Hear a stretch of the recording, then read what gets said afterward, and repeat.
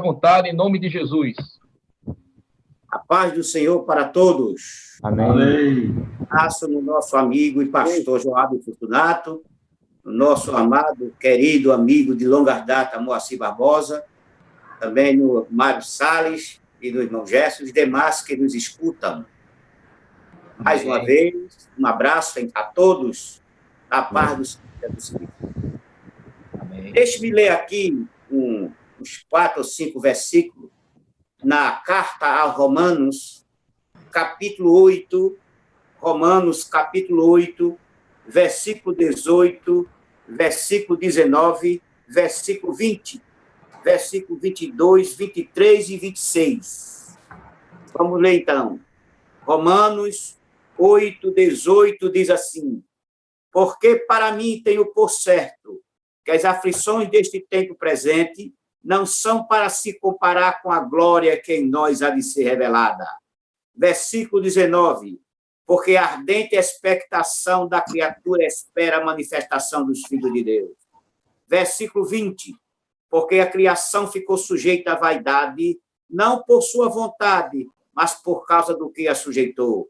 Versículo 22, porque sabemos que toda a criação geme e está juntamente com dores de parto até agora.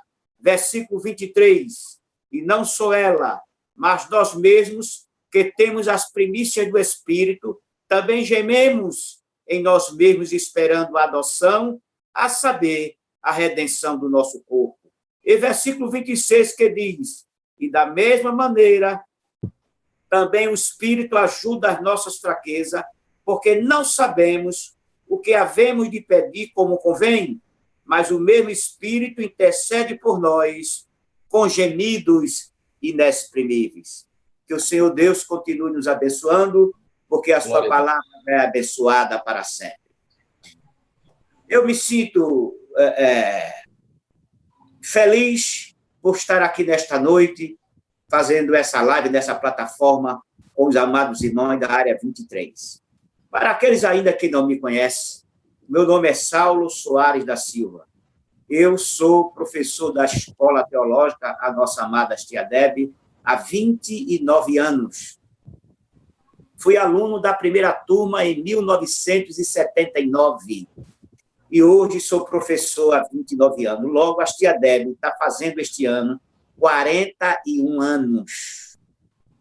Eu me especializei na área de escatologia, mas a gente dá várias disciplinas, como doutrina do pecado, doutrina da salvação, Antigo Testamento e outros assuntos. Mas por que eu me especializei, eu gostei da escatologia? Porque, para mim, foi um assunto muitíssimo interessante.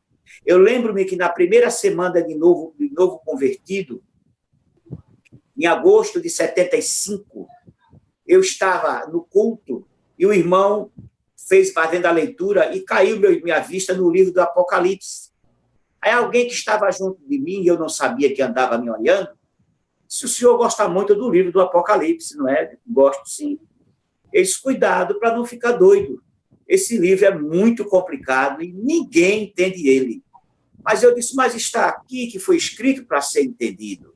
Se ninguém entende e ele diz que foi escrito para ser entendido, duas coisas a gente pode entender. Ou está errado aqueles que não entendem, ou está errado ele quando diz que foi escrito para ser entendido. Como a Bíblia não pode estar errada, acredito, meus irmãos, que todo aquele que diz que esse livro não pode ser entendido é que estão errados. Certo? Daí eu comecei a ler a Bíblia e ler materiais escatológicos. E são 45 anos, há 44 anos que eu estudo escatologia bíblica. E digo a vocês com toda satisfação, olhando os livros que li sobre escatologia bíblica, durante todos esses anos, eu achei que para o neófito, ou seja, a pessoa que vai começar a aprender escatologia, para entender aquilo que está pregando ou aquilo que está lendo, fica muito difícil por causa dos livros que são escritos, que não são escritos na sequência dos eventos escatológicos. Aí, há uns 28 a 30 anos atrás, eu entendi que eu deveria estudar a Bíblia ou escatologia baseado nos eventos escatológicos. E comecei a dividir dentro da Bíblia, segundo os livros e a Bíblia, comecei a dividir os eventos escatológicos. E encontramos 9 principais eventos escatológicos. São 9 principais eventos escatológicos. O primeiro evento escatológico que temos notícia é o arrebatamento da igreja. O segundo evento escatológico é o tribunal de Cristo. O terceiro evento escatológico é as bodas do Cordeiro. O quarto evento escatológico é a grande tribulação. O quinto evento é a vinda de Jesus em glória. O sexto evento, o julgamento das nações vivas. O sétimo evento, o reino milenar. O oitavo evento, o juízo final. E o nono evento, o estado eterno. Então, nesta noite, nós vamos dar uma síntese, fazer uma sinopse em cada um destes eventos, para os irmãos terem uma ideia. Por isso, almejei, desejei e conversei com o irmão Salles para fazer essa sequência dos eventos, para que os irmãos entendam como é importante o estudo da escatologia. Por exemplo, nós temos aqui, com autorização do nosso irmão Salles, nós temos aqui essa apostila que eu escrevi, ela fala dos 9 eventos escatológicos.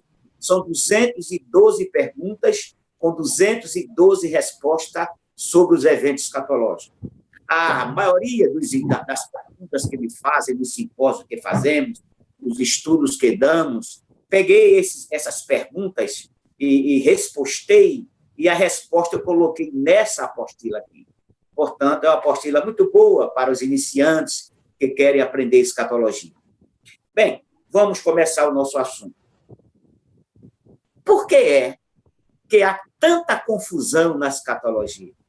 Por que é que a igreja presbiteriana, a igreja batista tradicional, a igreja católica apostólica romana, a igreja congregacional, a igreja adventista do sétimo dia, e faz tanta confusão com a Assembleia de Deus a respeito dos ensinos do arrebatamento da igreja? A coisa começou lá no segundo século depois de Cristo, lá pelo ano 150. E ali os mestres na escola de Alexandria, que tinha como principal professor Clemente de Alexandria, começou a ensinar e a dizer que não era para pegar as profecias e entendê-las literalmente. Ele começou a espiritualizar as profecias. Ou seja, quando havia uma profecia, ele não pegava essa profecia e lia e interpretava ela literalmente, como nós da Assembleia de Deus fazemos. Ele criava uma alegoria, criava uma espiritualização. Reunião, cadê? Uma reunião. Daí dava muito problema. Criou-se, então, 4 escolas de interpretação escatológica. 4 escolas de interpretação escatológica. Toda ela baseada no reino milenar. Que o reino milenar é a profecia principal do Antigo Testamento, onde Israel, esperançoso pelas profecias dos antigos profetas, esperava o seu Messias para instalar um reino na terra para sempre. E esse reino ainda vai ser instalado. Quando Jesus apareceu na terra, ele veio instalar esse reino. Por isso que João Batista disse: o reino de Deus está entre vós. Ele estava falando de Jesus que ia implantar o reino. E Jesus disse: o reino de Deus está próximo. Ou seja, eu vim instalar esse reino. Mas, como os irmãos sabem, mataram Jesus de Nazaré. E esse reino foi adiado para o futuro. Quando Jesus morreu e ressuscitou, ao invés de instalar um reino na terra, ele disse: ide por todo mundo e pregai o evangelho a toda a criatura. Daí, o evangelho que pregamos chama-se Evangelho da Graça, porque nele não há judeus e nem há gentios, nele só há salvo, comprado e lavado pelo sangue de Jesus. A vida de Israel, a história de Israel, recomeçará quando a igreja partir, como veremos daqui a pouco. Bem, as 4 escolas de interpretação, desculpa, as 4 escolas de interpretação, o amilenismo, que diz que jamais haverá um milênio literal sobre a terra, onde Cristo reinará com os seus na face da terra. Não haverá um milênio, chama-se amilenismo. A outra escola chamada pós-milenismo. Essa escola chamada pós-milenismo, ela diz que haverá sim um milênio, ou acontece um milênio.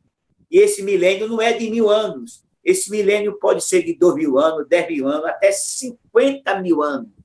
Portanto, essa história também está fora do contexto bíblico. Esse pós-milenismo não faz parte das páginas da Bíblia.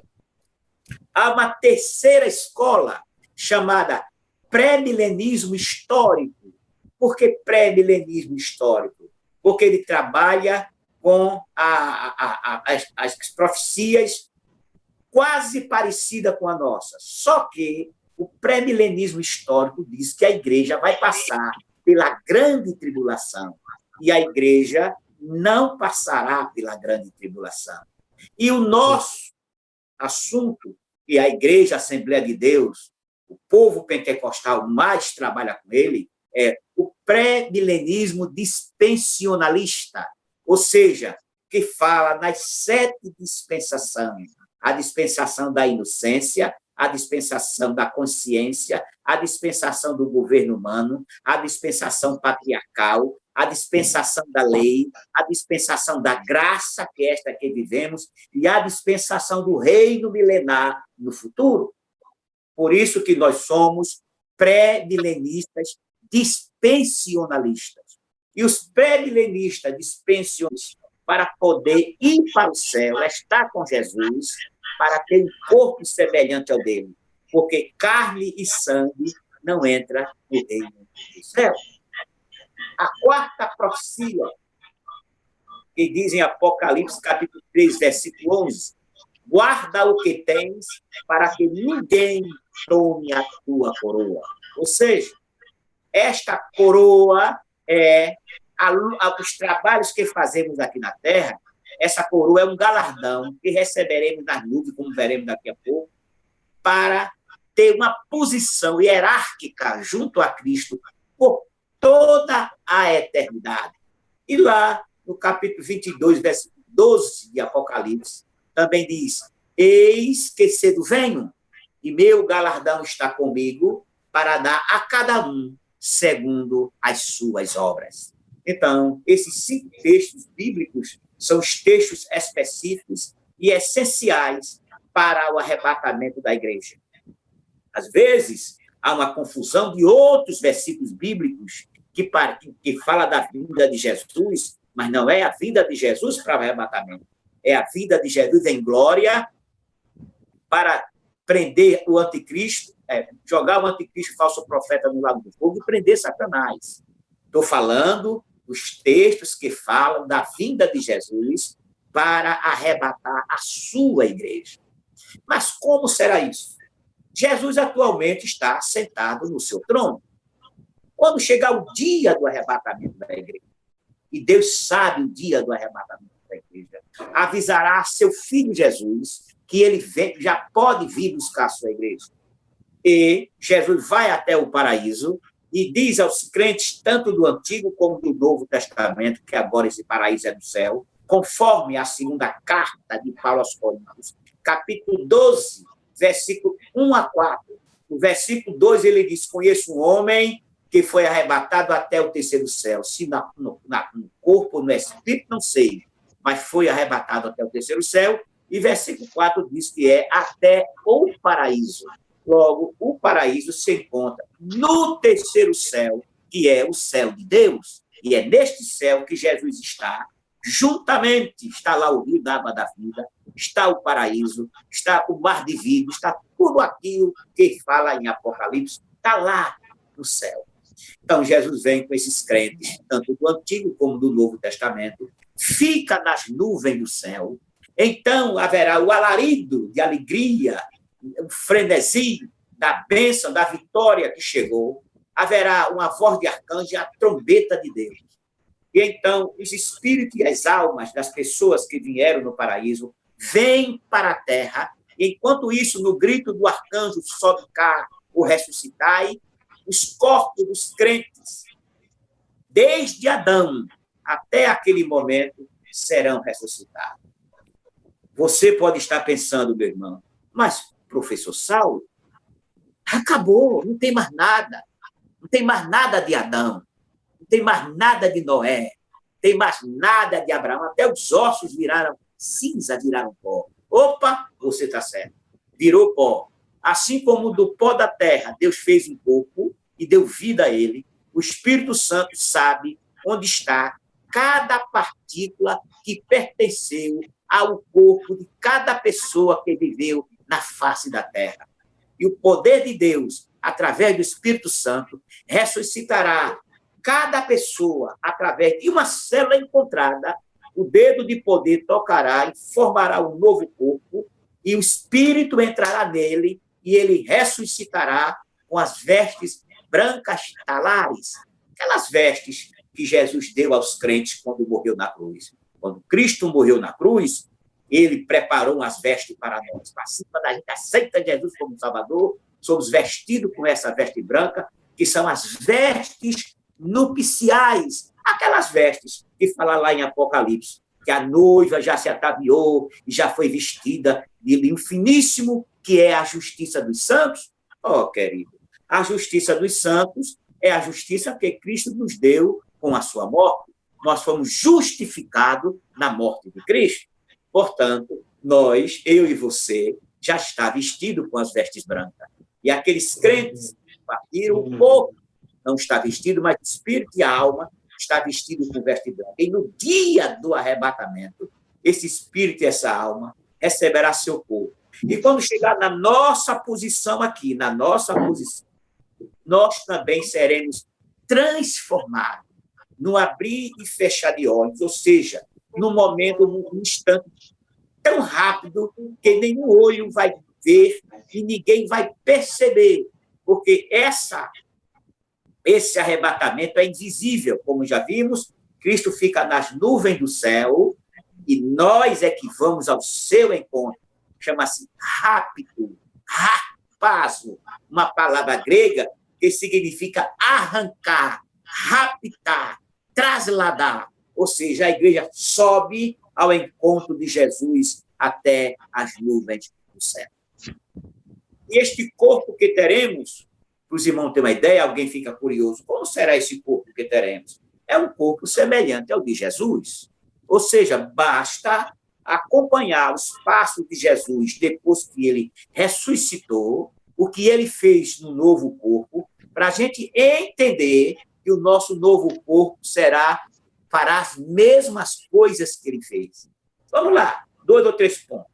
Primeiramente, quando Jesus ressuscitou, não foi reconhecido. Significa que nós não ressuscitaremos com a mesma fisionomia. Como é que está escrito isso? No capítulo 20 e versículo 15 de João, Maria Madalena foi ao sepulcro para ungir o corpo de Jesus. Ela e algumas mulheres. Quando ela chegou lá, olhou e viu um homem em pé. E este homem era Jesus. E ela perguntou, onde puseste o meu Senhor? Pensando que era o hortelão, a pessoa que tomava conta daquela horta que estava ali. Aí Jesus olhou para ela e ela olhou para Jesus, mas ela não conheceu Jesus. E quando Jesus disse Maria, aí ela disse Rabã, significa grande mestre, correu para encontrá-lo. Segundo ponto é quando os 2 discípulos iam a caminho de Emaús. Um desses 2 discípulos era Cleopas, ou Cleófas, que era casado com a irmã da mãe de Jesus, Maria Salomé. Cleopas era casado com ela. E eles iam a Emaús, no capítulo 24, versículo 13 de Lucas. Eles iam no domingo à tardinha para Emaús, iam conversando entre si a respeito de Jesus, varão profeta, poderoso em obras e palavras, que foi morto sob a ordem de Pôncio Pilato, e disse que ressuscitaria ao 3º dia, e até agora, que já era o 3º dia, porque era um domingo tarde, nada disso tinha acontecido. Aí Jesus se aproximou e perguntou: que conversais entre vós? Que arrazoais entre vós? Eles olhando para Jesus, olharam para Jesus, observe, eram discípulos de Jesus, mas não conheceram Jesus. Olharam para Jesus e perguntaram: és tu só peregrino em Jerusalém? Não sabe o que aconteceu com Jesus de Nazaré? Varão, profeta, poderoso em obras e palavras? Aí Jesus disse: tardios de coração para entender as Escrituras. Explicou as Escrituras a ele, as profecias a respeito que o Messias teria de vir, morrer, ressuscitar, aquela coisa toda. E entraram numa cabana para cear. E quando partiram o pão, e eles fecharam os olhos para orar, Jesus desapareceu. E eles disseram: era ele, porque ardia no nosso coração quando ele falava a respeito das Escrituras. Observe que até aí não conheceram Jesus. E o terceiro ponto é no capítulo 21 de João, versículo 12. Ele, depois que Jesus ressuscita, pergunta aos discípulos: tem de alguma coisa que comer? Estavam pescando. Jesus da praia perguntando de alguma coisa que comer. Senhor, trabalhamos toda a noite e nada apanhamos. Jesus disse: lance a rede do lado direito. Aí eles disseram: sobre a tua palavra lançarei a rede. E jogaram a rede. E pegaram uma imensa quantidade de peixe. Aí um dos discípulos pulou e disse: é o mestre. E pulou na água e nadou ao encontro de Jesus. Aí a Bíblia relata, e lá no versículo 12 do capítulo 21, quando esse episódio acontece, e viram Jesus assentado, peixe sendo assado, e eles comeram com Jesus peixe e pão. Opa, eu disse comeram com Jesus. Primeiro, Jesus não tinha a mesma fisionomia, mas eles conheciam, porque sabiam que era Jesus. O Espírito Santo dizia a ele. Mas agora eu disse que eles comeram com Jesus. Então, Jesus comeu quando ressuscitou? Comeu. Significa que nós também poderemos comer. É assim? Como eu posso provar isso? Pedro diz na casa de Cornélio, no capítulo 10 de Atos dos Apóstolos, e versículo 41, ele diz assim para a casa de Cornélio: nós comemos e bebemos com ele depois que ele ressuscitou.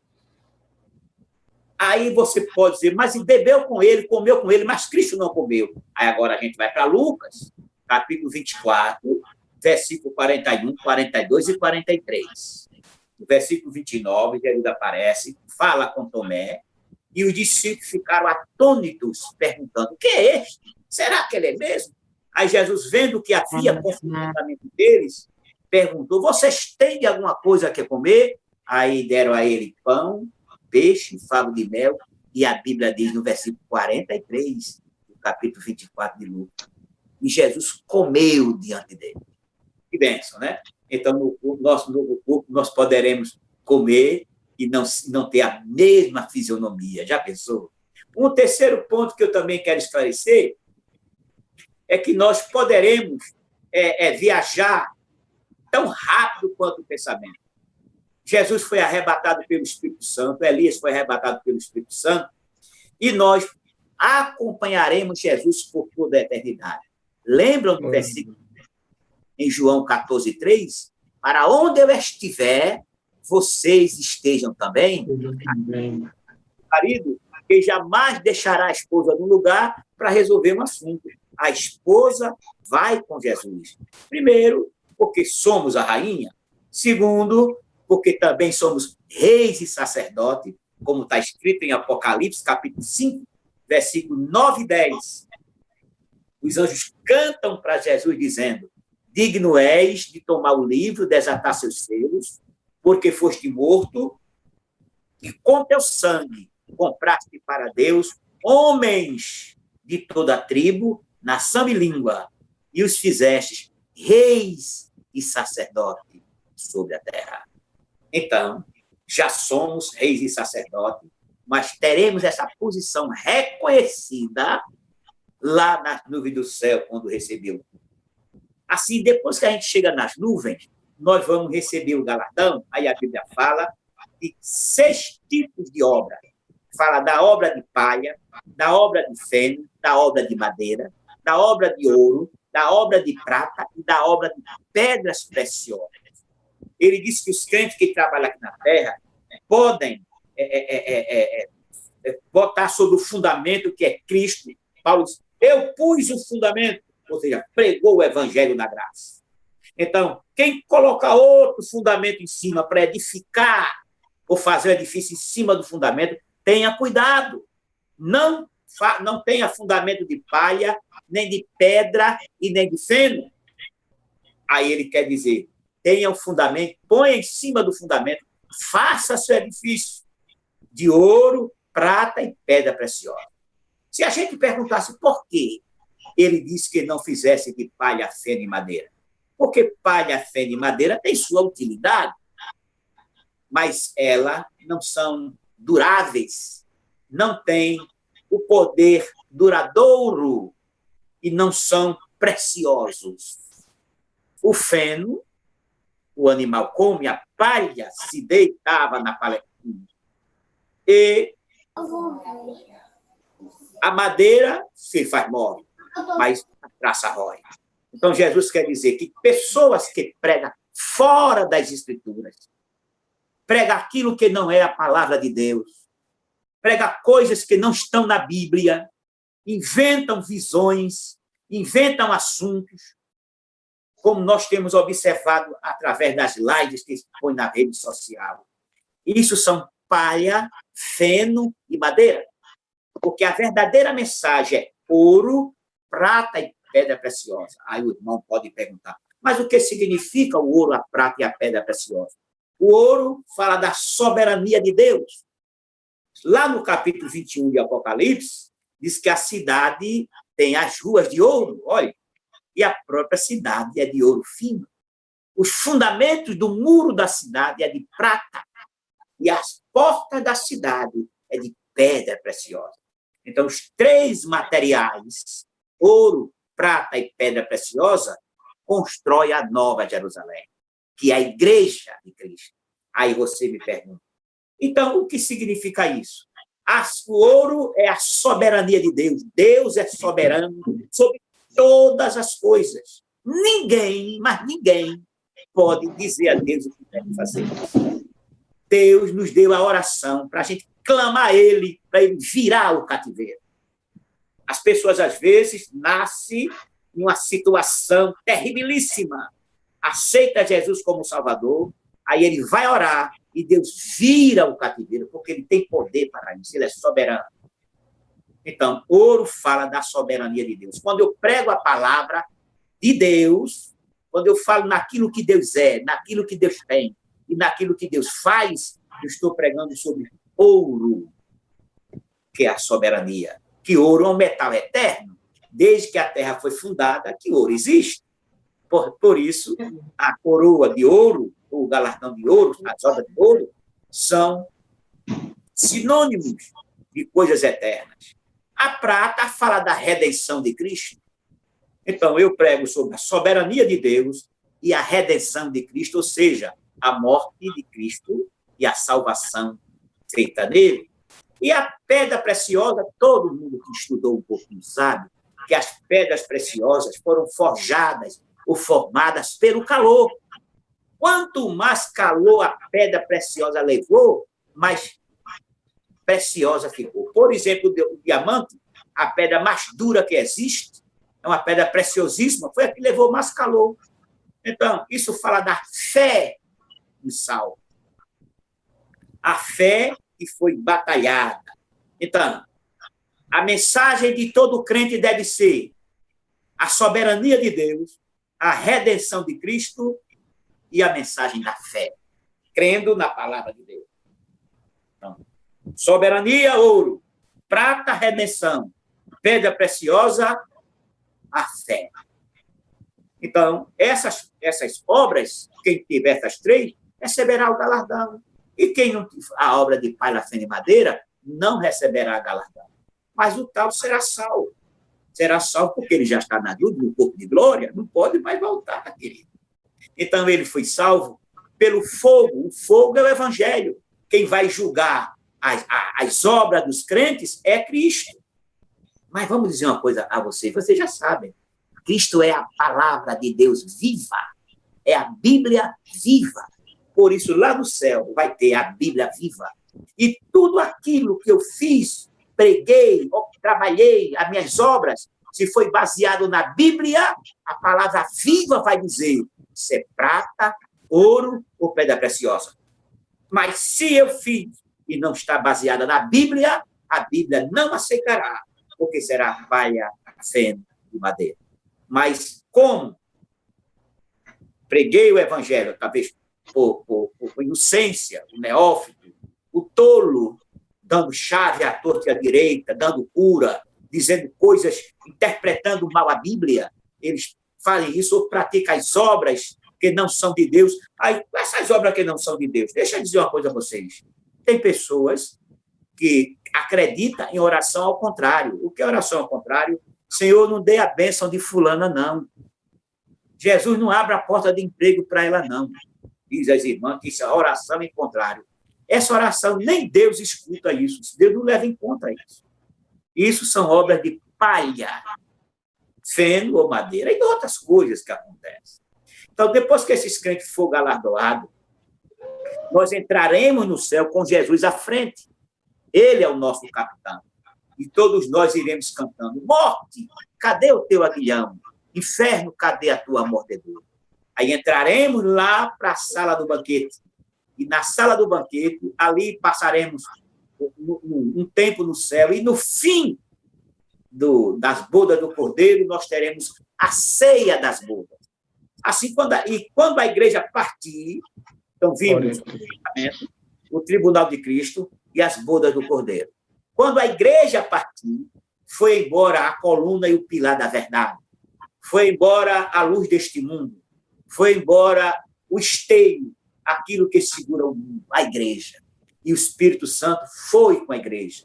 Porque esse Espírito Santo que veio para a igreja, veio para um ministério específico. Você pode perguntar: como as pessoas aceitarão Jesus depois do arrebatamento da igreja? Como os crentes no Antigo Testamento. O Espírito Santo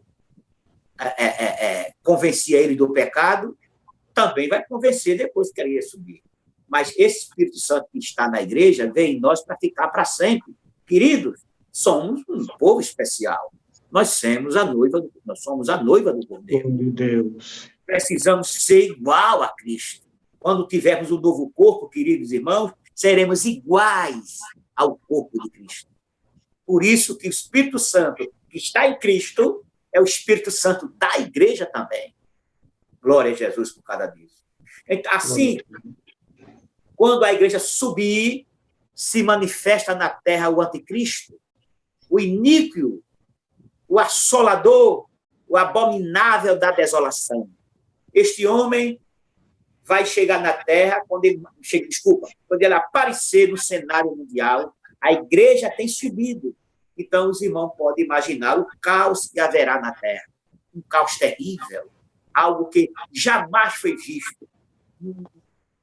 Milhões e milhões de pessoas, centenas de milhões de pessoas desapareceram.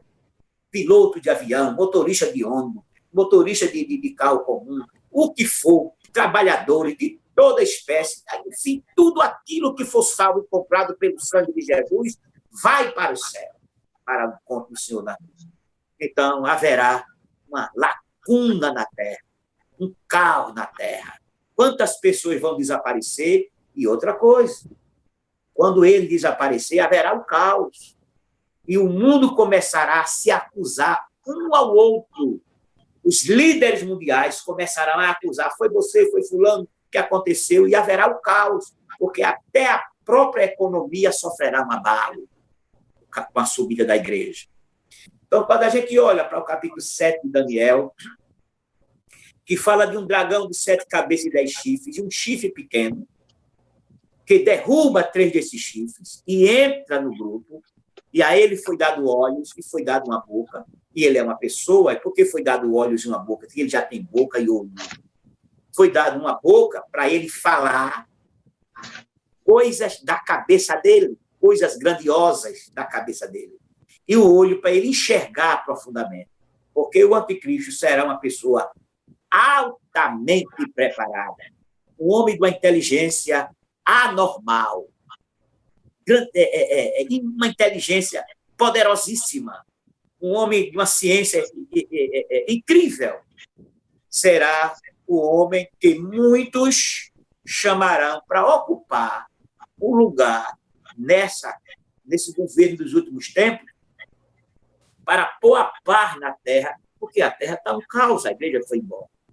E a Bíblia diz lá em Daniel, capítulo 9, versículo 27, que a ele foi assinado um pacto por uma semana, ou seja, 7 anos.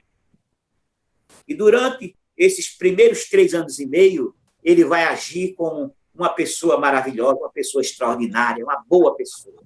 Chama-se tribulação. Mas ele está ali embutido, enrustido.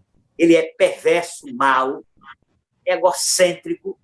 E quando chegar na metade dos 7 anos, 2 testemunhas que pregam contra ele, como está escrito no capítulo 11 do Apocalipse, que alerta o mundo na mídia, ou seja, rádio, televisão, jornal, redes sociais, alerta dizendo que aquele homem não é o Cristo prometido nas Escrituras, que aquele homem é o abominável da desolação que falou o profeta Daniel. O mundo não vai crer nas 2 testemunhas.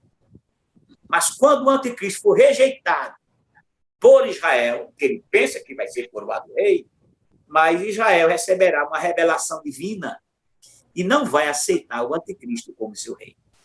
Então, sabe o que é que o anticristo faz? Mata as 2 testemunhas na praça de Jerusalém, 11 de Apocalipse.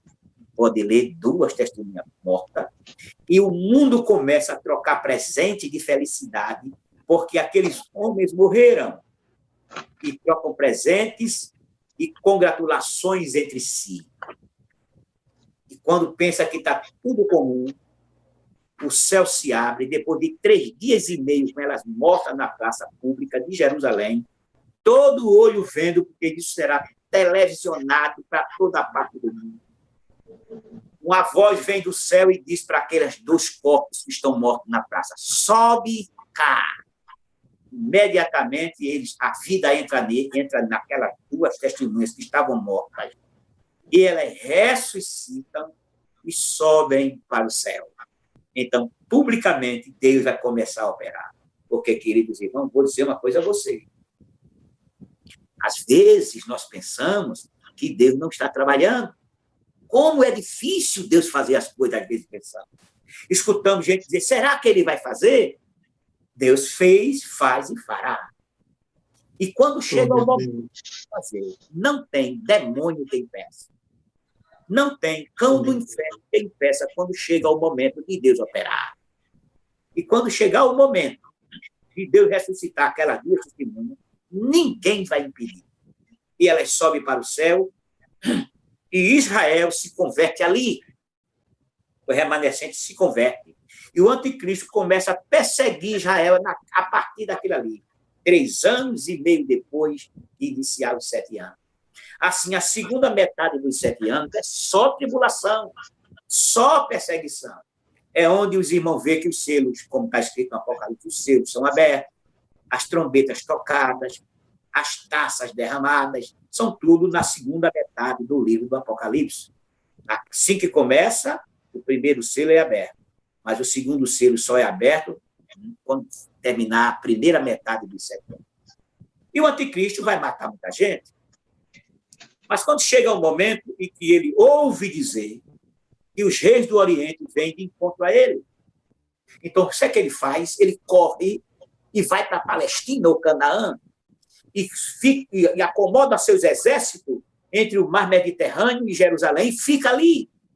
E as suas armas de guerra, seus tanques de guerra, seus caminhões, seus aviões, está tudo no Vale de Meguido, no pé do Monte Carmelo, lá em Meguido, por isso que é chamado Batalha do Armagedon, ou Batalha de Meguido, ou Megido, porque as armas do anticristo ficam lá, mas ele está cá no sul, junto de Jerusalém. Quando acontece isso, um exército de 200 milhões de soldados vem do Oriente para lutar contra o anticristo. Mas Jesus não permite. E esse exército perde o caminho da entrada de Canaã e morre no deserto de Edom. E ao morrer no deserto de Edom, seu mau cheiro sobe. Porque quem vai enfrentar o anticristo é Jesus de Nazaré, não é outra pessoa.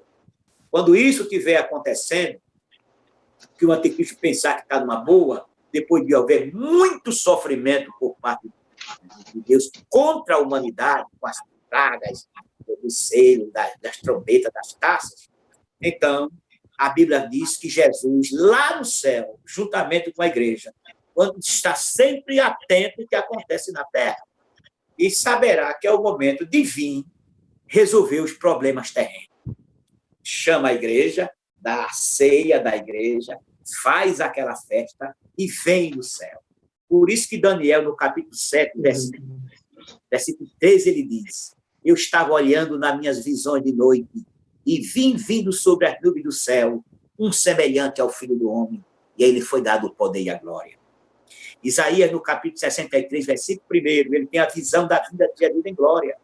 Ele diz: que é este que vem de Edom, com as vestes salpicadas de sangue, que é glorioso em sua vestidura e que marcha na sua grande força?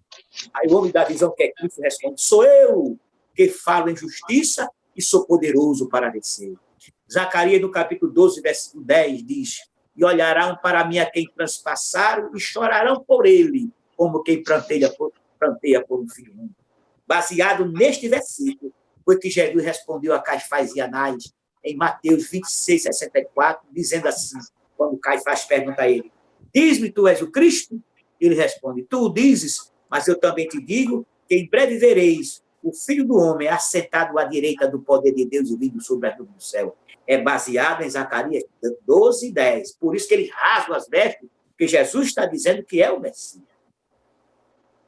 E para finalizar a visão da vinda de Jesus em glória, João, no capítulo 19, versículo 11, eu vi o céu aberto, e eis um cavalo branco, e o que estava sobre ele é fiel e verdadeiro, e ele tem sobre a sua cabeça várias coroas, na sua mão, na sua boca uma espada, e ele vem sobre a nuvem do céu. E certamente uma multidão vem com Jesus de anjos, e a igreja também vem com ele. E certamente, quando João olha para o céu, que o vento abre o manto de Cristo, e ele diz: eu vejo escrito na aba do seu manto, na sua coxa, Rei dos reis e Senhor dos senhores. Aí ele vem e seus pés pousam no Monte das Oliveiras. E quando seus pés pousaram no Monte das Oliveiras, começa a batalha do Armagedon. Agora é Cristo que vai vencer. É Cristo que vai resolver o problema. Ele manda pegar o falso profeta e o anticristo joga no Lago do Fogo. Até hoje, o Lago do Fogo não existe ainda. Mas certamente, naquele momento, Deus criará o Lago do Fogo, que vai inaugurar o Lago do Fogo é o falso profeta e o anticristo. E pode para lá. Cadê Satanás? Manda o arcanjo Miguel pegar ele. Pega ele e amarra ele, prende ele, tira ele da dimensão da terra. As igrejas que não creem na profecia dizem: não, Cristo já foi amarrado, o diabo já foi amarrado quando Cristo morreu naquilo, aquela amarração, é uma amarração espiritual.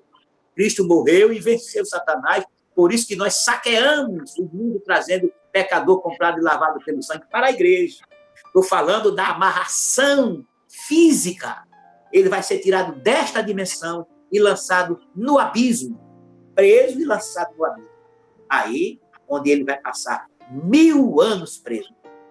Quando isso acontecer, Jesus de Nazaré vai começar a fazer um trabalho na terra. Vai fazer o julgamento das nações vivas.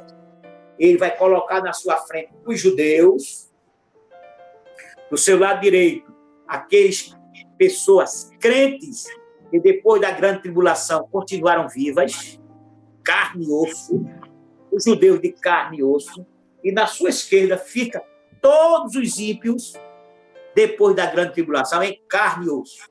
Então, os da direita é chamado ovelha, capítulo 25 de Mateus. Da direita é chamado ovelhas, da frente é chamado pequeninos irmãos, e do lado esquerdo chamado bodes. Então, ele chama o anjo, manda estender a espada e mata todos os bodes. Como não tem como enterrar, que é muito, o próprio anjo chama todas as aves do céu, toda sorte de ave que come carne.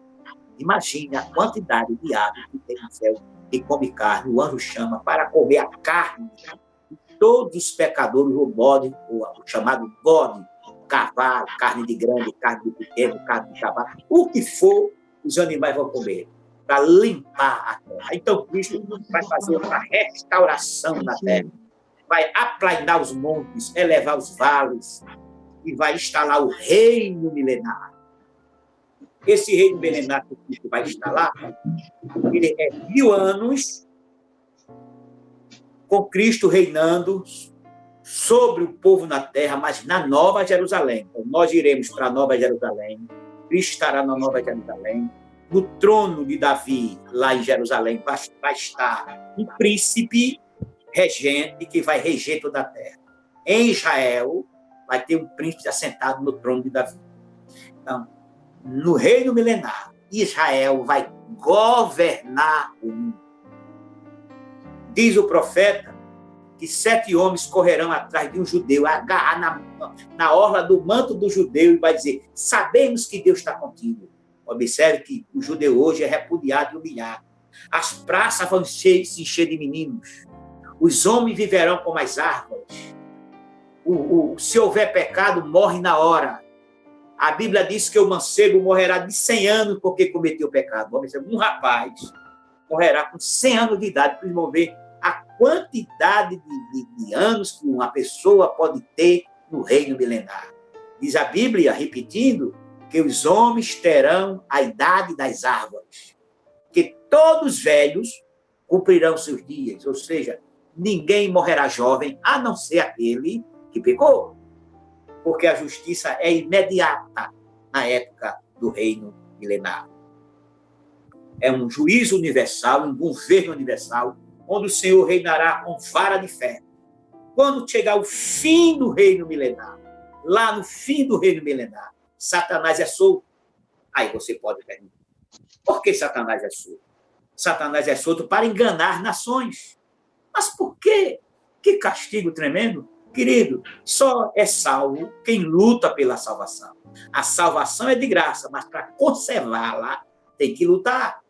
Observe que Adão e Eva tiveram que lutar. Perderam porque caíram em pecado, porque não perseveraram. Através da história, todos nós somos tentados. Todo crente é tentado, provado, espizinhado, porque o reino do céu é tomado à força. No reino milenar, Satanás está preso. Os demônios que trabalham com Satanás estão sendo... A tentação não vai ser tão forte. Vai ter pessoas que vai pecar e vai ter a cabeça cheia de pecado, vai. Mas não é como hoje Satanás está solto, porque ele é o arquiteto, é o engenheiro do mal. E naquela época, Satanás é solto para enganar todos os habitantes da terra. Ele vai jogar no ouvido de cada pessoa da face da terra uma insinuação. E qual é a insinuação? Uma rebelião. Revoltar-se contra quê? Contra quem? Contra Jerusalém terrestre, que faz 1000 anos e recebe dízimo e oferta de todas as nações da terra. No reino milenar, imagine como os judeus estarão ricos. Então, durante 1000 anos, receberão dízimo e oferta. Então, Satanás vai conversar, né? Tentar milhões e milhões. E diz a Bíblia, lá em Apocalipse, que milhões de pessoas vão se revoltar atendendo a voz de Satanás. E Cristo, conosco na Nova Jerusalém, a tudo observando, a tudo vendo. Pessoas estiverem cercando Jerusalém, a cidade querida, o arraial dos santos, então vem fogo do céu e acaba com todos eles. Dizemos a princípio que dessa época que nós vivemos, a gente ora muito, persevera muito para Deus resolver o problema. E isso é mistério, isso é bom. Mas naquela época, tudo já está programado. Nada vai fugir ao calendário divino. E quando o fogo queimar, mata todos eles. E quando isso acontecer, aí o céu se abre. vem Cristo para colocar o seu trono sobre a terra, para julgar vivos e mortos. É chamado o grande trono branco. No capítulo 20 de Apocalipse, João disse: e eu vi livros, e abriu-se outro livro, que é o livro da vida. E vi grandes e pequenos. Então vai ter uma fila de grandes e pequenos, significa pessoas que não têm status e pessoas que têm status, reis, rainhas, presidentes, governadores, cônsules, tribunos, tudo na fila, ressuscitados num corpo corruptível, na fila para ser julgado. Grandes e pequenos. E do outro lado, uma fila de anjos. Todos esses anjos caídos vão estar na fila. Cristo vai julgar um por um, juntamente conosco. A igreja e Jesus vai julgar esses dois grupos de pessoas, os anjos e os homens. E aquele que não foi achado, o seu nome é escrito no livro da vida, será lançado no lago do fogo eterno. Agora você pergunta, eles serão julgados baseado como? Porque não aceitou Jesus? Não. Quando a gente lê a Bíblia, a gente entende que o juízo final é baseado em 3 dispositivos. Romanos capítulo 2 está lá a chave do problema. Capítulo 2, versículo 2, versículo 6, versículo 15 e 16. Então, o homem, quando chegar diante do trono branco para ser julgado, estará o livro das obras más que ele fez. Ele será julgado baseado em 3 dispositivos. A verdade em que viveu, em que trabalhou. A consciência dele, né? E a obra. Verdade, obra e consciência. Tem pessoas por aí religiosas que passam em 2, passa na consciência e passa na obra. Tem religião aí que vive de obra. A obra vai salvar, a obra vai salvar. Então, a consciência dele trabalho, a obra para ser salvo, mas não é baseado na verdade. Mas os comprados e lavados pelo sangue de Jesus, se o primeiro ponto se baseia na verdade. Cristo morreu na cruz para nos salvar. Segundo, as obras que praticamos sob o nome de Jesus. Não é no nosso nome, nem é para ser salvo. Praticamos as obras porque somos salvos.